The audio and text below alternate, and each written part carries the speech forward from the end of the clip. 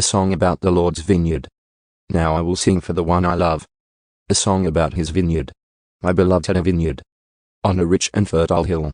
He plowed the land, cleared its stones, and planted it with the best vines. In the middle he built a watchtower, and carved a winepress in the nearby rocks. Then he waited for a harvest of sweet grapes, but the grapes that grew were bitter. Now, you people of Jerusalem and Judah, you judge between me and my vineyard. What more could I have done for my vineyard that I have not already done?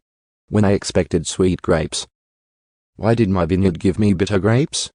Now let me tell you what I will do to my vineyard. I will tear down its hedges, and let it be destroyed. I will break down its walls, and let the animals trample it. I will make it a wild place, where the vines are not pruned and the ground is not hoed, a place overgrown with briars and thorns. I will command the clouds to drop no rain on it. The nation of Israel is the vineyard of the Lord of heaven's armies. The people of Judah his pleasant garden. He expected a crop of justice, but instead he found oppression. He expected to find righteousness, but instead he heard cries of violence. Judah's guilt and judgment. What sorrow for you who buy up house after house and field after field, until everyone is evicted and you live alone in the land. But I have heard the Lord of heaven's armies swear a solemn oath. Many houses will stand deserted. Even beautiful mansions will be empty. 10 acres of vineyard will not produce even 6 gallons of wine. 10 baskets of seed will yield only 1 basket of grain. What sorrow for those who get up early in the morning, looking for a drink of alcohol, and spend long evenings drinking wine, to make themselves flaming drunk. They furnish wine and lovely music at their grand parties, lyre and harp, tambourine and flute, but they never think about the Lord, or notice what he is doing. So my people will go into exile far away, because they do not know me. Those who are great and honored will starve, and the common people will die of thirst. The grave is licking its lips in anticipation, opening its mouth wide. The great and the lowly, and all the drunken mob will be swallowed up. Humanity will be destroyed, and people brought down. Even the arrogant will lower their eyes in humiliation.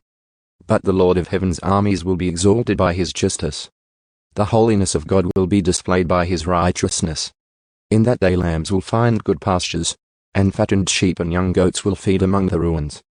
What sorrow for those who drag their sins behind them, with ropes made of lies, who drag wickedness behind them like a cart. They even mock God and say, "Hurry up and do something. We want to see what you can do. Let the Holy One of Israel carry out his plan, for we want to know what it is." What sorrow for those who say, that evil is good and good is evil, that dark is light and light is dark, that bitter is sweet and sweet is bitter. What sorrow for those who are wise in their own eyes, and think themselves so clever. What sorrow for those who are heroes at drinking wine, and boast about all the alcohol they can hold. They take bribes to let the wicked go free, and they punish the innocent. Therefore, just as fire licks up stubble, and dry grass shrivels in the flame, so their roots will rot, and their flowers wither. For they have rejected the law of the Lord of heaven's armies. They have despised the word of the Holy One of Israel. That is why the Lord's anger burns against his people, and why he has raised his fist to crush them. The mountains tremble, and the corpses of his people litter the streets like garbage. But even then the Lord's anger is not satisfied. His fist is still poised to strike. He will send a signal to distant nations far away, and whistle to those at the ends of the earth. They will come racing toward Jerusalem. They will not get tired or stumble. They will not stop for rest or sleep. Not a belt will be loose, not a sandal strap broken. Their arrows will be sharp, and their bows ready for battle. Sparks will fly from their horses' hooves, and the wheels of their chariots will spin like a whirlwind.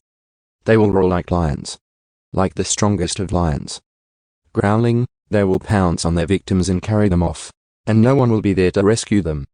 They will roar over their victims on that day of destruction, like the roaring of the sea, if someone looks across the land. Only darkness and distress will be seen. Even the light will be darkened by clouds.